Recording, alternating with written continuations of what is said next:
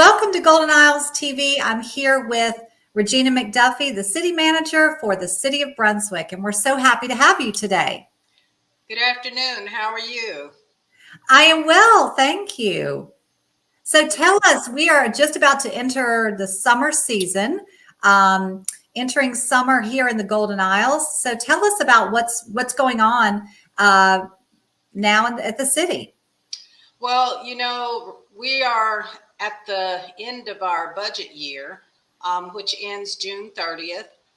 We are working right now to formulate our budget for the upcoming fiscal year, which will be fiscal year 2023. And I presented the preliminary budget to the commission on an earlier meeting. We have a meeting today, which is May 18th, for the preliminary approval of the proposed budget. We will be advertising, as is required by state law, to advertise the budget. And we will be, having discussions of the budget. I can give the highlights of the budget. The budget this year will be $18.6 million. Wow. It's about 7% higher than the budget that was presented for last year, but it's only 2.5% higher than revenues that were generated in 2021. And we are hopeful that, our revenues are stable and, will be consistent for the upcoming budget year. The budget, of course, has a lot of funding for personnel, which is our largest expense. About 65% of the total general fund is for personnel cost of salaries, benefits, insurance, pension, and those type things, plus, workers' comp and the residual items that are associated with our personnel.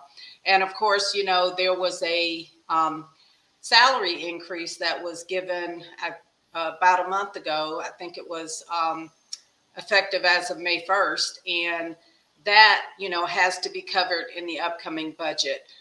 We estimated the cost of that increase, and that was for public safety, public works, to be about $630,000 of additional expense in the upcoming budget. The budget also proposes to give an increase to the general employees at the beginning of the year, kind of just to make sure we are looking, at them as well as public safety. We have to maintain our full staff. So we want everyone to, have a look at whether their job is at market value, whether our salaries are competitive, and those type things. So we will be giving that increase if it's approved in the budget for the other employees. The budget also includes a 3% COLA, which will be awarded mid-year based on the cost of living increase. And we have several new positions that are being proposed in the budget. The proposed budget includes 3 full-time equivalent positions. And the reason I say full-time equivalent is because it's adding the equivalent of 3 positions, but there are part-time positions that are made into full-time. There's a temporary position that's being made into part-time, and then there's an addition of 1 full-time position. The final budget may include a couple of more positions, because after we proposed the budget, we had a couple of changes that we will be presenting to the commission for review and approval before the final budget is completed. In addition to that, of course, we have some vehicles that will be replaced, about $660,000 of equipment and vehicles are included in the budget. And then we have a large expense, which is one that I really want to kind of delve into and make sure we are being efficient and effective in our use. We have a lot of different software programs that the city runs on. A lot of our offices, such as our tax office, has software programs, our sanitation office, our accounting office, of course, our billing offices, our business license off. All of these have different softwares. The police department has several, software packages that it works on. So municipal court, there's just so much software, and every software that the city uses, it has a maintenance fee that's associated with it. And those fees can be really high. So, in looking at some of our costs that, are affecting the city right now, we want to look into making sure that, one, that the software is being utilized effectively and efficiently, and two, that we are, the maintenance costs that we're paying are costs that should be there, and ones that are, I guess, associated properly with the software that we have. So that's one of the things we'll be looking into. Of course, we want to keep our technological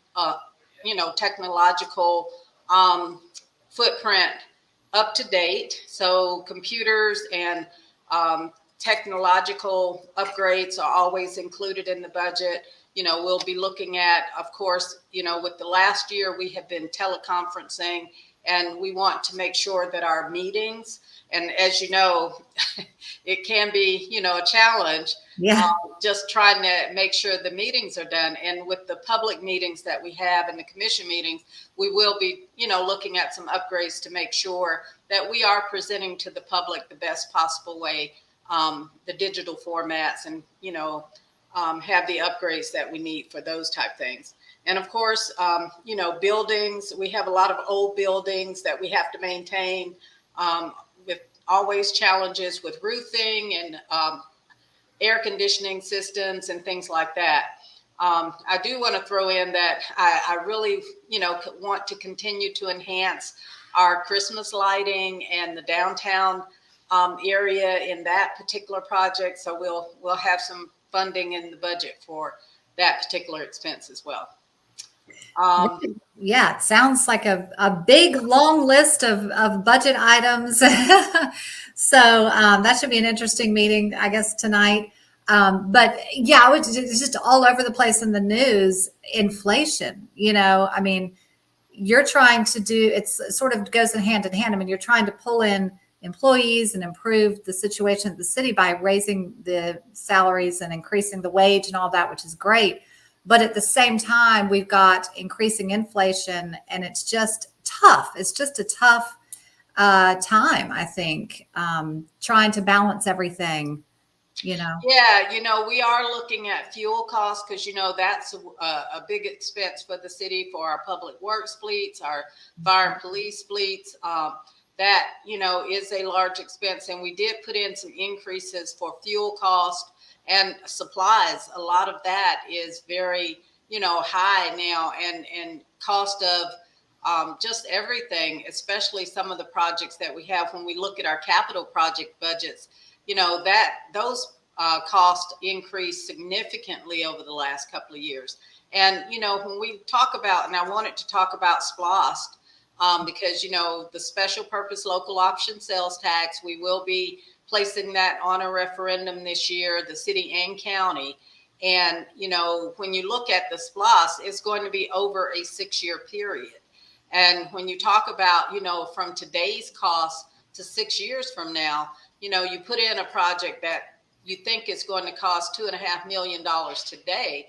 But what if by the time the money gets in, by the time the project is developed, what is that cost going to be, when that project comes about? So those are some of the things, we have to look at in terms of developing that SPLOST list and understanding how we can fund all the different things that we want to fund. The city, it's pretty much going to be consistent with what we have had in the past. We did have, a kind of a SPLOST list that was made up that went on the ballot in 2021. The new SPLOST list will be somewhat similar to that, and also, capture items that were looked at in that SPLOST list, mostly storm drainage improvements, which everyone, knows that we have to do, road improvements and pavings. We have some really long, wide corridors if you look at Altama and MLK, that's a city street, and we have to maintain that street. Norwich Street is a city street. Albany Street is a city street. And those are really long. When you talk about it costing possibly over $500,000, and that's just for resurfacing a mile of road. Not, so when you have a 5-mile road, that takes $2.5 million just to resurface that one road.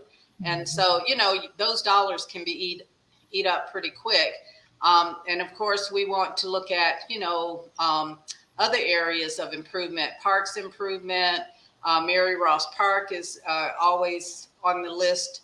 And then looking at equipment needs for the departments, that's included in our SPLOST list. And looking at, just some other smaller areas, boardwalk, trails, squares, and city buildings. So all of those things will be encompassed in the listing that we put together. I think the mayor and the commissioners would like to, ensure that the public has input and that they understand, the need and how critical the SPLOST vote is in this community.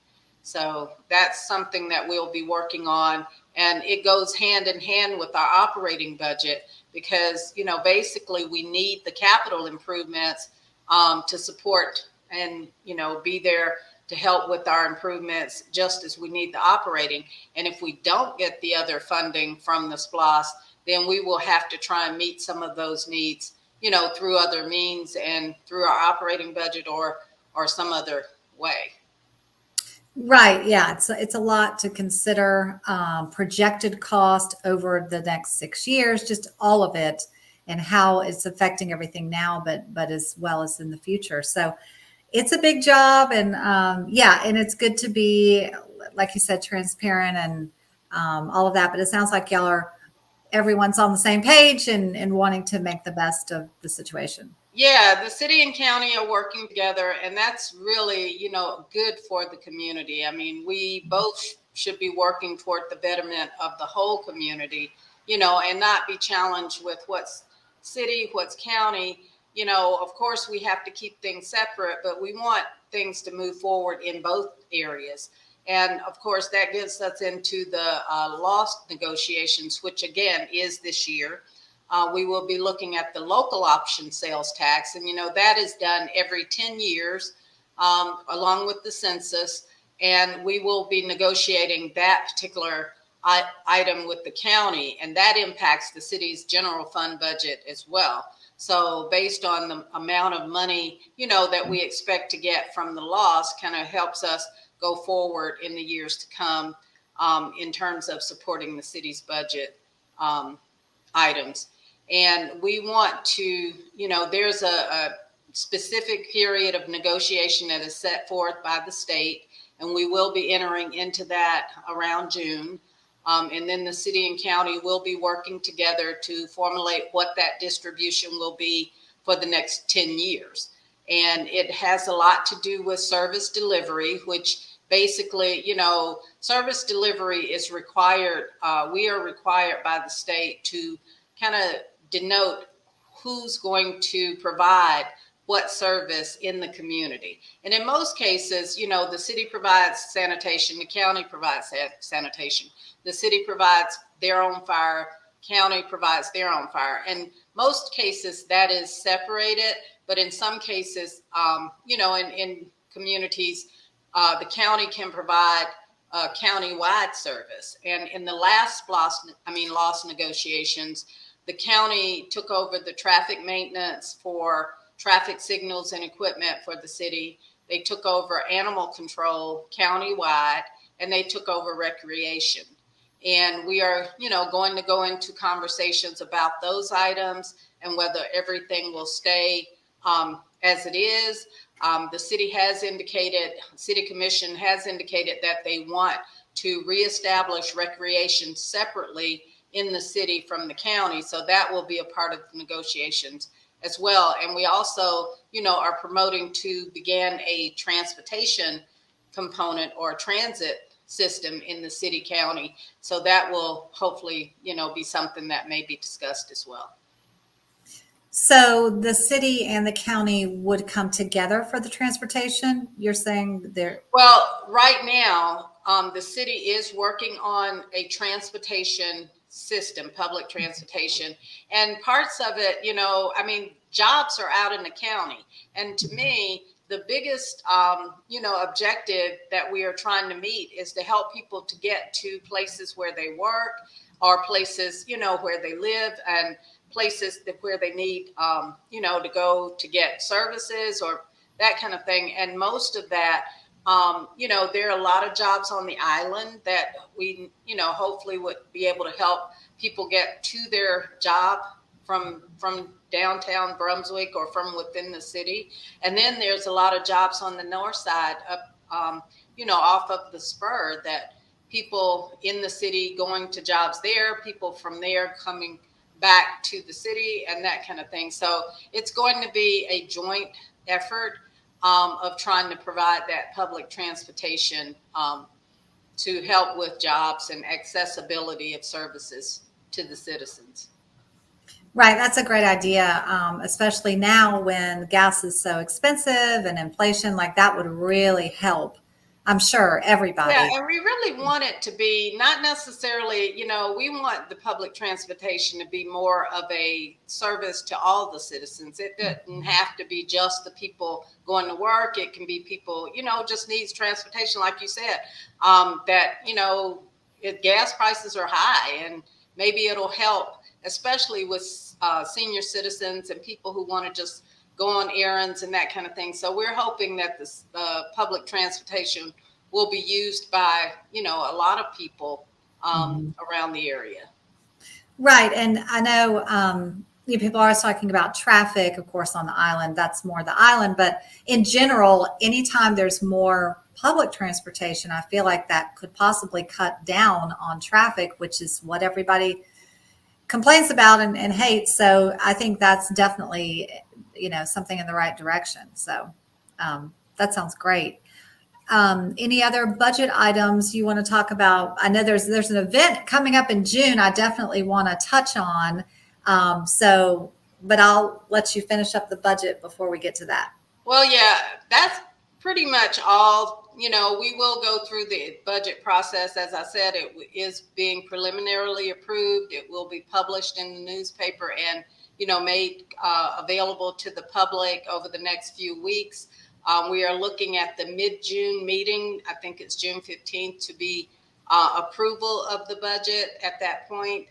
So we're going through the process right now. And, yes, it's one of just trying to make sure that we can meet the needs of the community and improve, the things that we do. I think one of the things we want to make sure that we have money in the budget for demolitions, to clean up some of the blighted areas, to try and move forward with work that's being done, in housing and other areas and that kind of thing. Right. Right. And have you, just going back to the increase in the wage for city employees, have you noticed any change, or has that been a positive thing? It has. It has been a real positive thing. I was out at Public Works today. As a matter of fact, this week is Public Works Week. And they are, having activities out at Public Works this week. And a lot of the guys out there were very appreciative of the increase, salary increase. They were very thankful, to be able to help them make ends meet. A lot of those guys have to work 2 jobs just to, kind of provide a home for themselves and their families. And, it helps to have some extra money. And it's probably not extra, but have additional money to support, their standard of living at this point. And I've heard, that the police and fire, we've had, people interested in applying for jobs. We put up a couple of billboards around the city. We're trying to promote recruitment for our fire and police. So that's something that we're working on. That's great. Yeah, it's always good to hear. The changes you're making are definitely making a positive impact. So that's great to hear. Yeah. So I want to talk about the wellness walk that's coming up. Okay. Do you, Yeah, that was something that I really wanted to bring up. That's going to be on June 4th.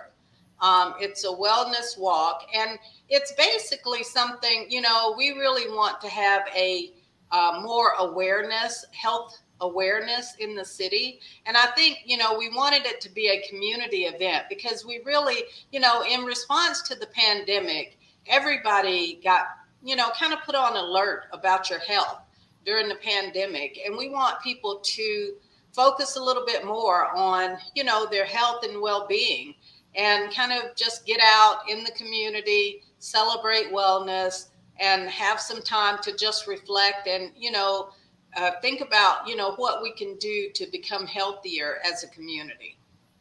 Yeah, I think it's great. I think the wellness walk is a great idea and a great way to kick off the summer. So that'll be fun. Yeah, I'm hoping that we'll get, a lot of response from the public. We're encouraging city and county employees to be involved. We really want, everybody to come out and just have a fun time, enjoy. Hopefully we'll have great weather, enjoy the weather, enjoy the time, like you said, kicking off summer and just starting out with a very great, bright, sunny atmosphere and attitude for the upcoming year. Sounds great. Yes. What else were you? Well, we're just, as the fiscal year begins next, we also end our fiscal year at the end of June. And of course, that means that we start our audit process, which again is another financial process to produce, what our year end is and what, our financial condition has been over the year, whether we project it properly on our revenues and our expenditures and making sure that our bottom line is positive and that we are, operating efficiently. So that's something that comes up, starting at the end of June 30th, which closes out this fiscal year. Our new fiscal year starts July 1st, and we'll be starting in our audit process at that point. Okay. So yeah, it's a great way to kick off the summer, right? With a good audit. I know it's kind of like it doesn't end. You finish the budget and then you turn around and then you got to get the audit done. So it's a lot of financial work, a lot of work for our finance department, and going forward. But really, I want to say thank you to the department heads and to the staff. We have worked really hard. We had some challenges this year. We had a lot of staff turnover this year, and that's been challenging for everybody. It's caused us to have a lot of overtime in our departments and people just having to work, more and more. So we want to try and work on recruitment and getting our staffing levels up to where they should be and making sure that, people are given the opportunity to do the best they can with their jobs. But we have been doing really, really well, accomplished a lot during this year. So I'm very appreciative of the hard work of the staff. Absolutely. Yes. It's people. That's what we always, news is saying people are working more and more for less, but I'm glad the city recognizes that, appreciates it, and is actually being proactive to do something about it. Get more staff and raise the wage. So, Yeah. Yes, great job. Well, thank you. Well, thank you. I think we've covered a lot in this episode, and we just appreciate your time and good luck with all the finances in the summer and the budget meetings and all of that. Yeah, it's always meetings, meetings, meetings. So Right. we hope to just, get something accomplished during the times that we're meeting. Yes. Well, that is a good thing. Yes, it is very much. And, those impacts, we hope that the community will see them and realize that the city is working to the betterment of its citizens, its visitors, and all the residents that we have here. Speaking of which, I am now a city resident. I actually purchased a house and now have a Brunswick address. So, Yay! That's awesome. very, very tired from trying to get that, situation settled. But Right. but I'm thankful to be able to do that and kind of settling in. So very thankful for that. Well, good. Now that's great to hear, and I know that feels really good to fight. You've been here 2 years. How right? It's been 2 years. Yeah, I had my 2-year anniversary on May 11th. So yeah, Okay. 2 So years. it's time. It's time for you to settle down. Very much, very much. Thank you. That's great. Congratulations. All right. Well, thank you so much. This has been Golden Isles TV. Please join us again next time for more of the City Show. Thank you. Have a Thank great you. day. Okay, you too. Bye-bye. Bye-bye.